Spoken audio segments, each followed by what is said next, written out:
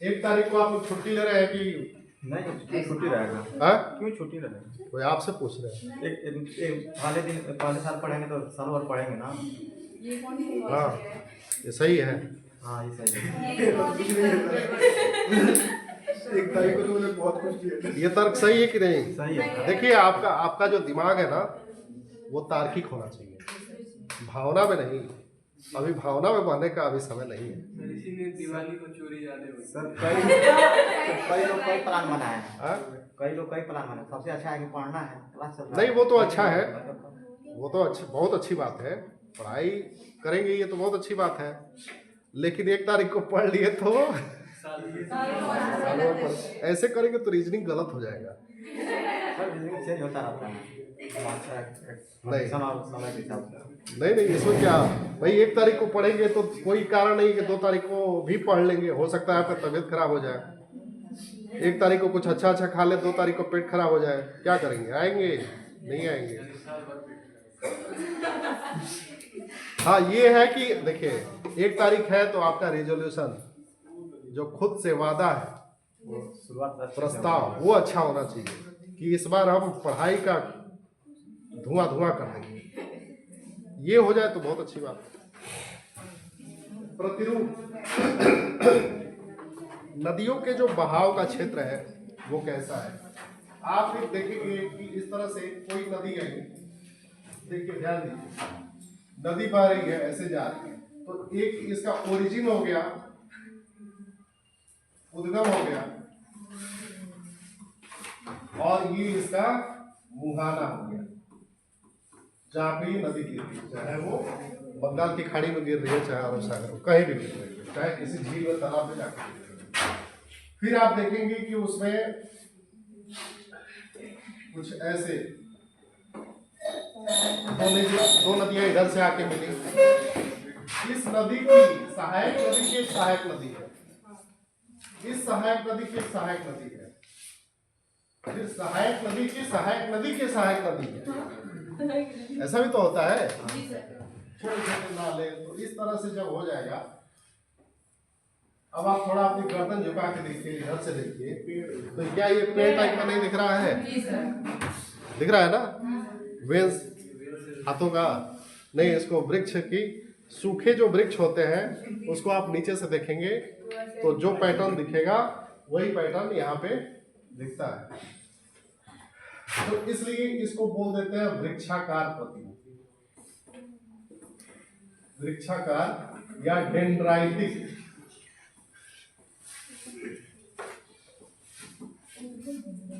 Dendritic pattern, ये तो sir neurons के अंदर होता है। हाँ बिल्कुल। तो न्यूरॉन तो ऐसे ही होता है ना, न्यूरॉन भी ऐसे ही होता है। तो ये डेंड्राइटिक पैटर्न या वृक्षाकार प्रतिरूप, कुछ नदियों का बहाव क्षेत्र बिल्कुल ऐसा ही है। उत्तर भारत की नदियों का बहाव क्षेत्र ऐसा ही है। ठीक, एक गंगा आ रही है, गंगा ऐसे बहाव है, गंगा में घूमती से कोई और मिल गई, उससे कोई और मिल गई, और छोटे छोटे क्षेत्रों में नाला को भी गंगा मैया बोल देते हैं, है ना। तो उत्तर भारत की नदियां ज्यादातर डेंड्राइटिक पैटर्न या वृक्षाकार प्रतिरूप में पाई जाती है। ये प्रश्न कई बार पूछा है, कई बार पूछा जाएगा।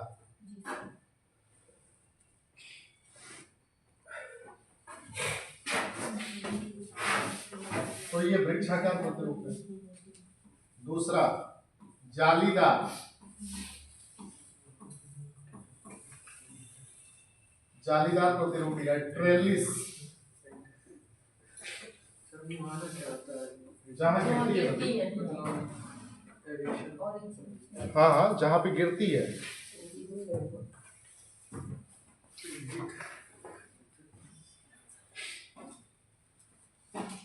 उसको माउथ ऑफ द रिवर बोलते ही है, origin of the river, mouth of the river. जालीदार प्रतिरूप, जालीदार प्रतिरूप में आप एक नदी भारत में जालीदार प्रतिरूप की उदाहरण के रूप में ले सकते हैं, सिंधु नदी। जब नदी कुछ समझिए कि ऐसे पहाड़ों के बीच से, तो मान लीजिए यहाँ पहाड़ है, इस काटने का मौका मिलता नहीं है, तो एक नदी इसके समानांतर ऐसे बह रही होती है और कहीं पे मौका देख करके आपस में ऐसे ये मिल जाती है। तो मुख्य नदी तो ये हो गई। अगल बगल कुछ नदियां हैं जो इस तरह से आपस में मिल जाती है। तो कुछ जाल टाइप का दिख रहा है ना? सर मेरे को तो पहला वाला इंडस का लग रहा है। हाँ, इंडस का गंगा का है। हाँ, पर जो वृक्षाकार प्रतिरूप है। तो देखा जा सकता है क्योंकि ट्रिब्यूटरी आके उसमें आप नीचे पाकिस्तान में अगर सिंध को देखेंगे, इंडस की बात कर रहे हैं ना, पाकिस्तान में तो वो रूप बना लेती है क्योंकि पाकिस्तान में उसको फील्ड मिल जाता है, ठीक। लेकिन भारत की बात करेंगे, जब हिमालय क्षेत्र में वो चलती है तो आप ये मुख्य रूप से इंडस नदी चल रही है, बगल में श्योक और गिलगित चलती है, ऐसे पैरेलल चलती है और बीच बीच में वो कहीं कहीं मिल जाती है, इतना सीधा नहीं मिलती है, ऐसे कुछ करके। तो ये जो पैटर्न होता है ना, वो जालीदार पैटर्न बोलते हैं उसको। ये ज्यादातर पर्वतीय क्षेत्रों में, पहाड़ी क्षेत्रों में जब कोई मुख्य नदी होती है और मुख्य नदी के समानांतर छोटी छोटी नदियां होती हैं और बीच में वो कोई उनका जहाँ पे नरम भूमि होती है वहाँ पे एक दूसरे को काट करके मिल जाती है, तो उनका जो पैटर्न कुछ ऐसे हो जाता है, इसलिए इसको जालीदार प्रतिरूप या ट्रेलिस पैटर्न बोलते हैं उसको। ठीक है।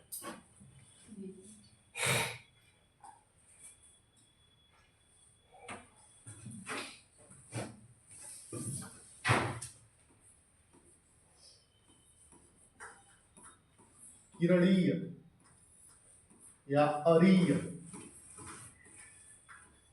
और इसको बोलते हैं किरणीय प्रतिरूप या अरीय प्रतिरूप या रेडियल पैटर्न। जैसे मान लीजिए कोई उच्च भूमि है, मतलब पहाड़ी है, ठीक है, या पर्वत है, पर्वत बहुत ऊंचा वाला पर्वत नहीं, और यहाँ पे ग्लेशियर है, यहां से नदी निकली, इधर निकल के इधर निकल के इधर निकल के, एक ही ओरिजिन से कई नदियां निकलती है। मान लीजिए कोई उच्च भूमि पर ग्लेशियर है और वहां से इधर भी नदी निकली, इधर भी निकली, इधर भी निकली, इधर भी निकली। तो ऐसे जगहों पे जो पैटर्न बनता है वो कौन सा बनेगा? रेडियल उसको बोलते हैं, या किरणीय या अरीय। किरणीय या अरीय। उदाहरण कौन सा लेंगे आप इसका? कैलाश पर्वत से कौन सी नदी निकलती है? हाँ, ठीक है, वो भी है। हाँ, और भारत के अंदर, वो तो भारत के बाहर हो गया ना, भारत के बाहर हो गया, भारत के अंदर आप जानते हैं, हम पढ़ाए, सोन, अमरकंटक पठार है,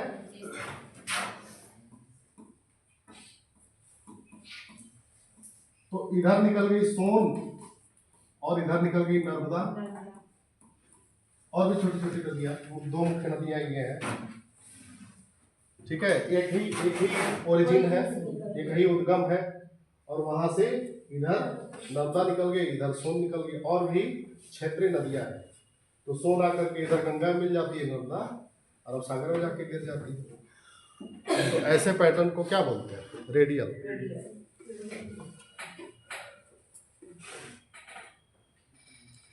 सेंट्रिपिटल या केंद्राभिमुख। सोन ऊपर की ओर बढ़ती है, नॉर्थ की ओर जा रही है।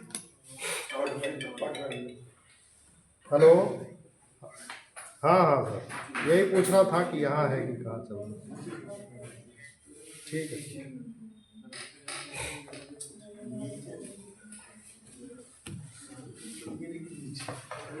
क्या पूछ रहे थे? सर यानी कि सोन नदी ऊपर नॉर्थ की ओर बढ़ती है। नहीं, नॉर्थ की ओर मतलब ऊंचाई नहीं है, उसको बहाव का रास्ता मिलता होगा तभी तो। ऐसे ऊपर थोड़ी कोई पानी ऊपर चढ़ेगा नहीं। अमरकंटक तो नीचे मध्य प्रदेश के आसपास, नीचे नहीं, विंध्य पर्वत क्षेत्र में है ना।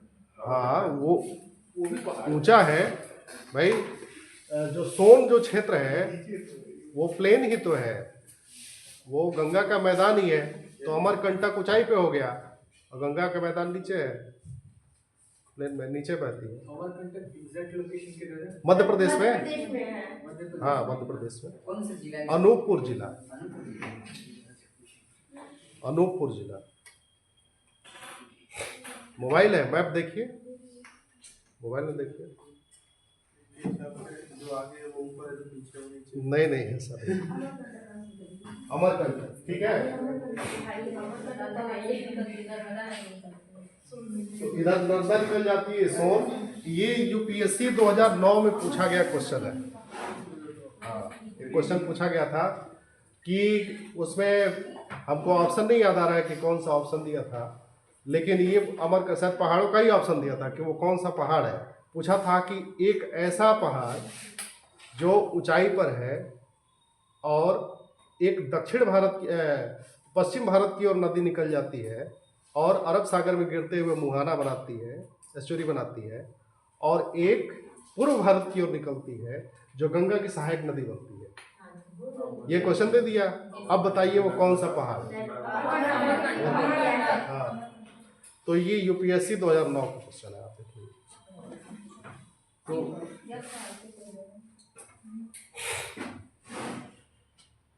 भारत के अंदर, बाकी भारत के बाहर आपने जो उदाहरण दिया वो भी सही। अगला देखते हैं, केंद्राभिमुख।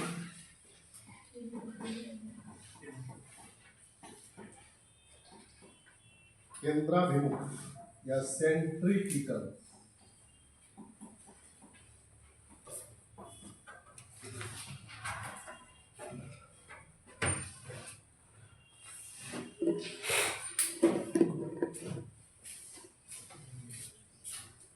सेंट्रीपिटल, ठीक है। सेंट्रीपिटल मतलब एक फोर्स होता है, सेंट्रीपिटल फोर्स होता है, बड़े है ना, याद है क्या है उसका मतलब? सर जो फोर्स हाँ, केंद्र की ओर। बाहर से जैसे कि केंद्र की तरफ को। आप मुझे लगता है कक्षा 6 या 7 से ही पढ़ रहे होंगे केंद्र। सर इसमें दिया जाए दो तरफ से, मैथमेटिक्स और ज्योग्राफी। हाँ, तो उसमें होता है ज्योग्राफी से रिलेटेड। बिल्कुल बिल्कुल। केंद्रापसारी या केंद्राभिसारी, इस नाम से आप लोग अगर हिंदी मीडियम के हैं तो पढ़े रहे होंगे। और सेंट्रीपिटल या सेंट्रीफ्यूजल, है ना, दो तरह के फोर्स आप पढ़े हैं इंग्लिश मीडियम में। तो आप अक्सर कि किसी मोड़ पर चलती हुई गाड़ी क्यों झुक जाती है? हाँ, किस फोर्स की वजह से झुक जाती है? सेंट्रीपिटल। उसको केंद्र, जहाँ झुकती है उसको केंद्र माना जाता है, ठीक। और एक अगर एक धागा ले ले, एक कोई कुछ बांध दे और उसके ऐसे ऐसे नचाए, तो छोड़ेंगे तो कहाँ जाएगा? बाहर जाएगा, ठीक। तो इसमें कौन सा फोर्स काम कर रहा है? सेंट्रीपिटल। ये बाहर क्यों जा रहा है?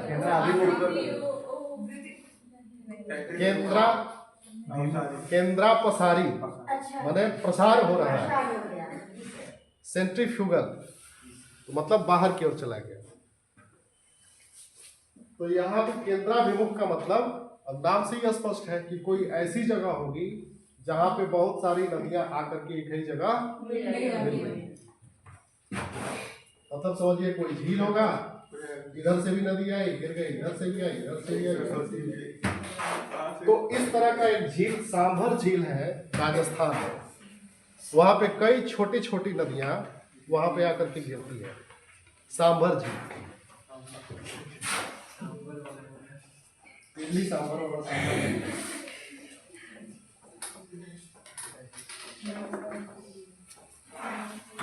ठीक है।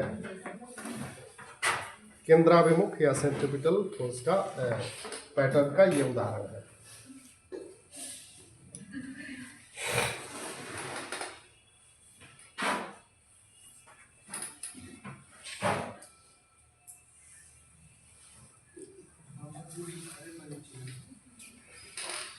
खारी खारी चीज है क्या? हाँ हाँ, खारे पानी।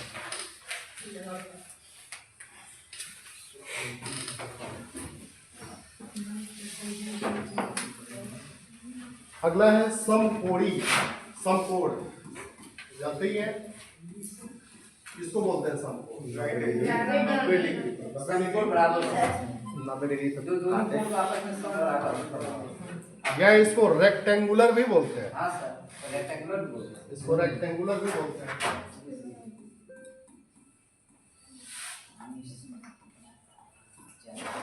रेक्टेंगुलर,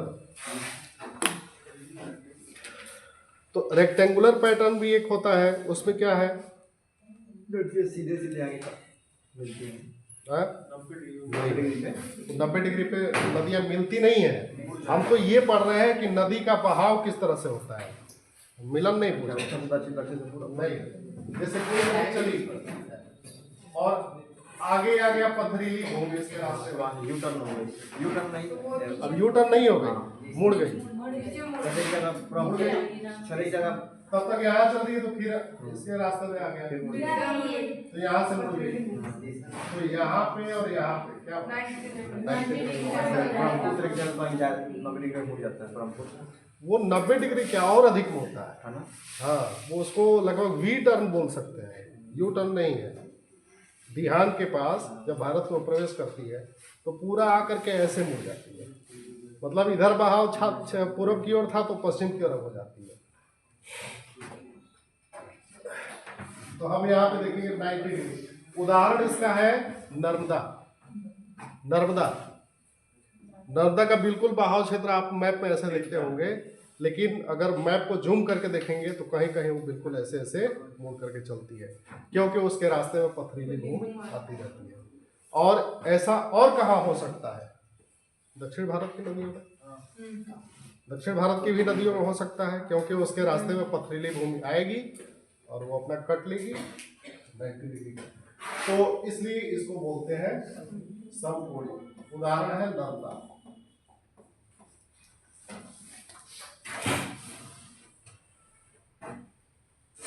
अभी इसके पहले आप लोग क्या पढ़ रहे थे इस क्लास के पहले, मतलब कल तक?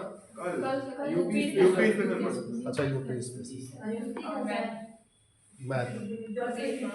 कॉम्प्रिहेंशन था, हाँ? कॉम्प्रिहेंशन। अंग्रेजी का तो और इंग्लिश वाले पे कौन बोल रहा था? कोई वही आप बोल रहे थे इंग्लिश हमको नहीं पढ़ना है या नहीं आता है।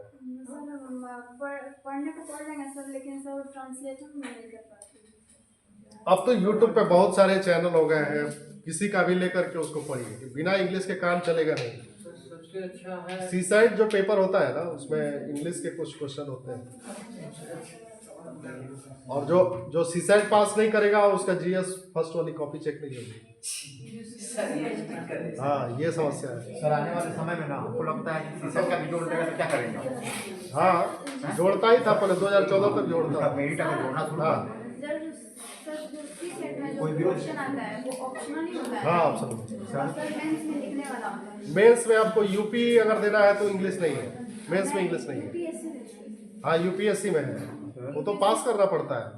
पास करना पड़ता है। हाँ, बस उसका नंबर नहीं होता। मेंस में नंबर मेंस में जो लिखने वाला ही आता है ना, उसमें तो ऑप्शनल नहीं होगा ना। नहीं, यूपीएससी देना होगा ना तो हिंदी, भले आप हिंदी मीडियम में लिखें लेकिन इंग्लिश की ठीक ठीक जानकारी होनी चाहिए। सर इतना प्रैक्टिस करेंगे सर।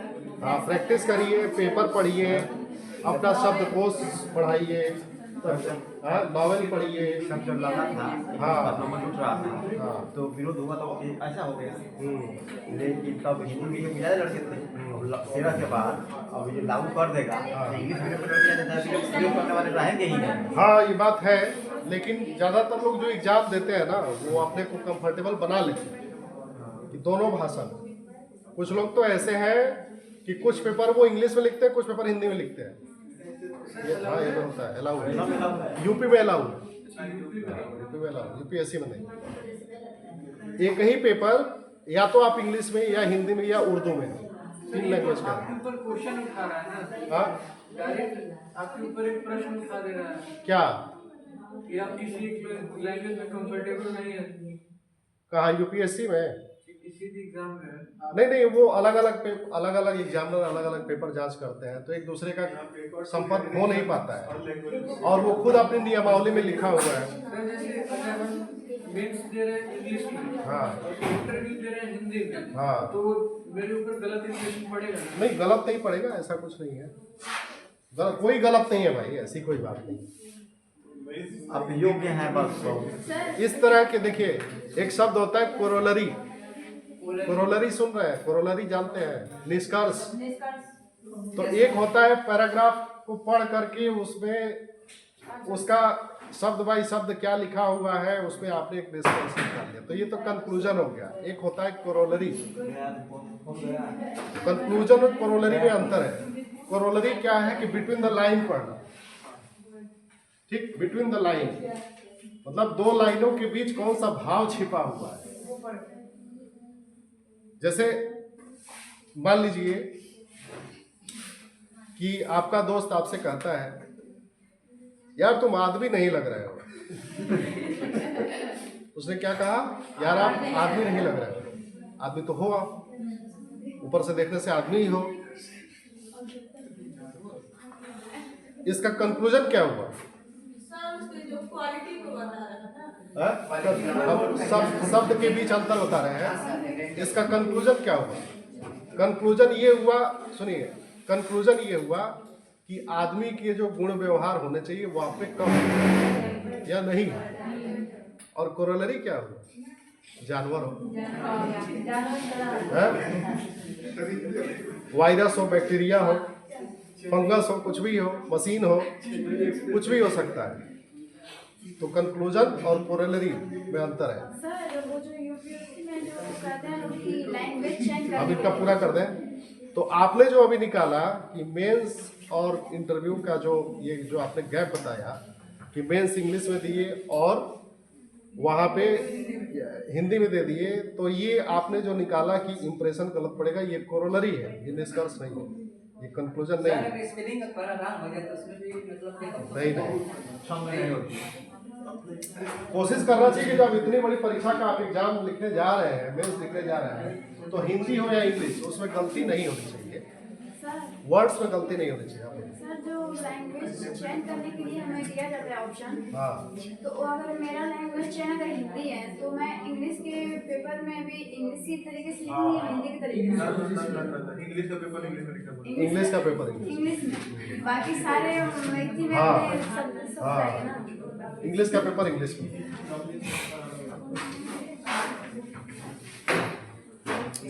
एक है समानांतर नदी प्रतिरोध, पैरेलल पैटर्न। हाँ, समांतर या समानांतर।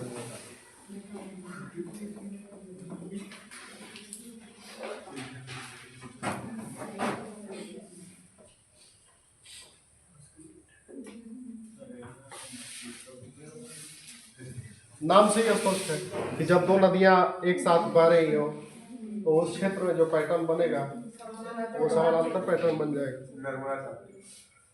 नर्मदा ताप्ती को भी कह सकते हैं। और पश्चिमी घाट जो है, पश्चिमी घाट पे आप देखेंगे, बताए ना कि ऐसे है, तो यहाँ पे जो सह्याद्री पर्वतमाला है तो बहुत सारी नदियाँ इस तरह से बहती हैं। तो नर्मदा ताप्ती भी है। अगर दो नदियों की बात करेंगे, क्षेत्र विशेष की बात करेंगे, क्योंकि वहाँ पे और नदियाँ भी है ना, वहाँ पे और भी उसकी सहायक नदियाँ हैं, इसलिए उसको उदाहरण के रूप में सही नहीं ले सकते। लेकिन पश्चिमी घाट से जो नदियाँ उतरती हैं, अरब सागर में गिरती हैं, तो वो जो पैटर्न बनाती हैं वो क्या बनाती हैं? पैरेलल पैटर्न या समानांतर प्रतिरोध। हो गया, ये प्रतिरोध था। हाँ, पश्चिमी घाट से बहने वाली नदियाँ।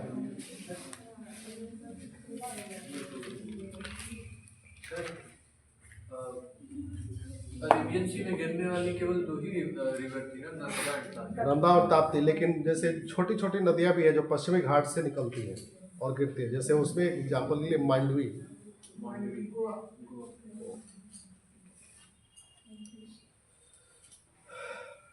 अब आते हैं स्थल रूप, लैंड फॉर्म्स। वही नर्मदा के बगल में उस तापी और ताप्ती वही है। हाँ, अलग अलग लिखा रहता है, लेकिन तापी और ताप्ती एक ही नदी का नाम है। सर एक गोरखपुर में और जो वो राप्ती है, वो राप्ती नदी है। और तापी और ताप्ती एक ही है, ठीक है, उसमें कोई कंफ्यूजन वाली बात नहीं है। इसी तरह की एक नदी है तीस्ता, तो तापी, ताप्ती, तीस्ता। तीस्ता कहीं और है, तापी ताप्ती एक ही को बोलते हैं। जैसे गंगा को भागीरथी बोलते हैं। और क्या बोलते हैं? अलकनंदा। भूगोल के तौर पे तो देखेंगे तो हिंदी में आप कहेंगे, लेकिन अलकनंदा अलग नदी है नहीं, अलकनंदा अलग नदी है, भागीरथी अलग नदी है। सब संयुक्त प्रवास हाँ, पर्यायवाची में आप भले कुछ कह दें, लेकिन वो सब नदियाँ अलग अलग है। भागीरथी अलग है, अलकनंदा अलग है, जब मिल जाए संयुक्त बहाव होने लगता है। पिंडार नदी अलग है। सर लेकिन वो समानांतर में नहीं आएगी। कौन सी? नहीं, समानांतर ये दूसरी चीज है। समानांतर में बिल्कुल नहीं आएगी, वो तो वृक्षाकार प्रतिरूप बनाती है। सर जब इनका धारा संयुक्त रूप से हो जाता है, देव प्रयाग से नाम इन सबों का हो जाता है गंगा ना। देव प्रयाग, प्रयाग से जैसे देव प्रयाग में आके मिलती, भागीरथी अलकनंदा आके मिलती, हाँ, तो वहीं से गंगा का वो हो जाता है। हाँ, वहीं से हो जाता है, वहीं से गंगा कहलाने लगता है।